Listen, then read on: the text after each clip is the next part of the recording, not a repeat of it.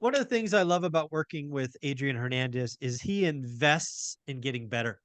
He just returned from a 3-day mastermind with the team at Collective Genius. Yeah. I've heard some really good things about that group, the Collective Genius, Leon and Jason.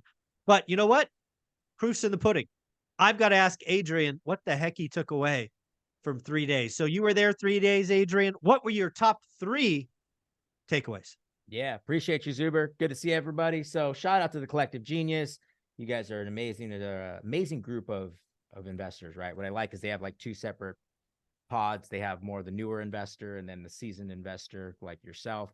And I got 3 major takeaways. First one was purpose over profit. Purpose over profit. So there was a gentleman that shared how he was building this amazing business and all of a sudden he lost $26 million literally overnight, right? $26 million gone. That'll wake you up. That'll jolt you real quick, right? Yeah, it would be. And he really had it was more of like a come do I hate to use the word, but more of like I say hate, I choose a better word, but he used more of an analogy of where it was at the beginning, it was all about how much money he can make, how many cars can he buy, how many boats can he own, bigger, better boat, bigger, better house, bigger, better everything, versus what is the purpose behind what he was doing. And after he lost the millions of dollars, he then realized, like, I have to change what I'm doing this for. And it had me ask myself some questions. What am I doing this for? What is the purpose behind it? Am I driving all the over profit, or is there some purpose behind what I'm doing, right? Kind of like what you're doing with the amazing event that's going to be taking place in February in Las Vegas, right? The purpose that event holds to not just the community of people that have joined one reno at a time, but the community center that you're having the event at. It's all purpose driven. And so many of us would do it at a profit. This is how I know Zuber's not doing it at a profit. The tickets aren't super expensive. He's not paying crazy speakers. There's not all of this selling. You're not getting pitched every 5 seconds. It's not about the profit. And it just had me think how much more business I can do if I can focus more on the purpose, right? Yeah. So that was big. I like that. Yeah, purpose over profit. And I realize I've come to this kind of from a good position, right? I came to this one rental at a time community already financially free. So that has allowed me to chase purpose. That's all I've been chasing, right? People asked me in the very beginning what I'm trying to do, and the answer hasn't changed. I'm trying to create a legacy that lives 50 years after I'm dead. So good. That's So it, good. right? If it was about profit, not only would the tickets be higher, but the VIP sold out in 48 hours. I could sell 35 more tickets if I was in. That'd be 20 grand. Right. I'm like, nope, I'm not doing it. I want to keep that intimate. I want to achieve the goal. 65 is the number. The space holds 100, but I'm going to do 65 because I think that's the right answer. It's not about the money. It's not about the money. It's so good. 17 grand. So Don't need it. So yeah. That was takeaway number 1. Takeaway number All right. 2. I like that one. I like that one. Yeah, that was a big one. That one actually hit home in the heart. And that was day 1. So that was really good. That caused you to go. Yeah. That's one of those. Well, what was good is, it was an ocean size overlooking the water. So I had a chance to walk out and just look at the ocean. I really asked myself, like, what is the purpose, right? Like, what are you really doing to give back? It was a good reflection. So nice. Okay. All right. Well, that's takeaway number 2, probably which was takeaway number 1 is more for, purpose. Takeaway number 2 was about business and operations.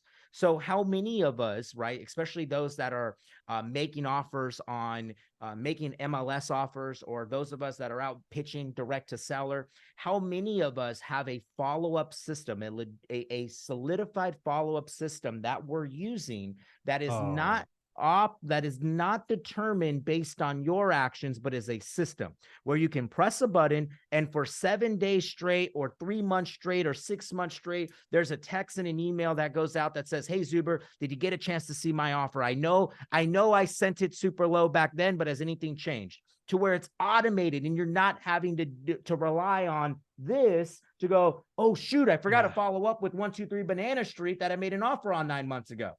Right? This is going to be, it's wild. This is where the money's going to be made.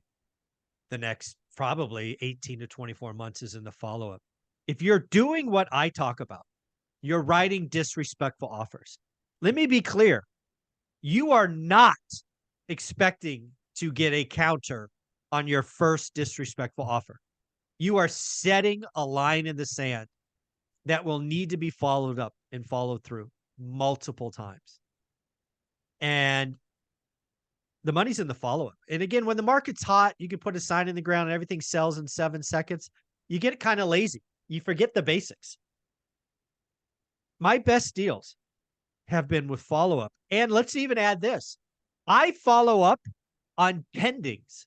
If I want that house and it goes pending, my personal opinion is that person overpaid and they're going to back out. So I'm going to call the agent every 7 to 10 days and just check in, because that agent is spending that commission check.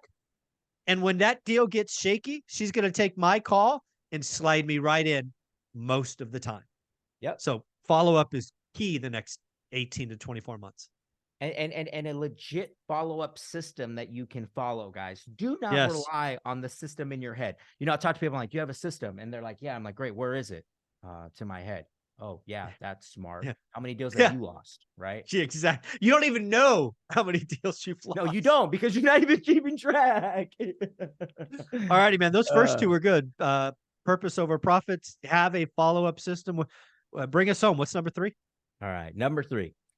We are all good salespeople, right? I believe that for the most part, those that are watching, you guys are great salespeople.